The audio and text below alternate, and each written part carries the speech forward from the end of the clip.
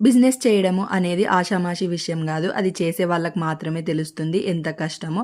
అందులోనూ ladies business చేయాలంటే ఇంకా కష్టం. దానికోసం ఫ్యామిలీ సపోర్ట్, హస్బెండ్ సపోర్ట్ ఖచ్చితంగా ఉండాలి.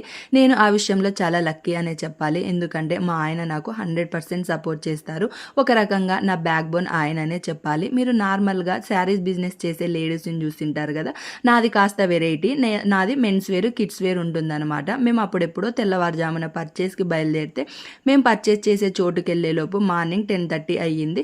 గబగబా పర్చేస్ చేసి అలాగే మధ్యాహ్నం లంచ్ చేసి మిగతా పర్చేజ్ అంతా కంప్లీట్ చేశాము.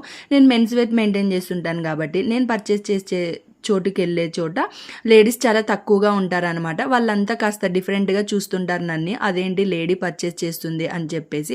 కానీ మనం ఆడవాళ్ళం దేంట్లోనూ తగ్గం కదా. అది ఎలాంటి బ్రహ్మ విద్య అయినా సరే ఒక్కసారి చూస్తే ఇలా పసిగట్టేస్తాము.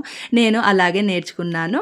ఇంకా ఈవినింగ్ పర్చేజ్ అయిపోగొట్టుకొని బయలుదేరేలోపు నైట్ అయితే 8:30 అయిపోయింది. మళ్ళీ ఇంటికి వచ్చేలోపు మార్నింగ్ తెల్లవారుజామున 3 అయితే అయ్యింది. చూసే వాళ్ళకి ఇది ఈజీగా ఉండొచ్చు, కానీ కష్టపడే వాళ్ళకే తెలుస్తుంది.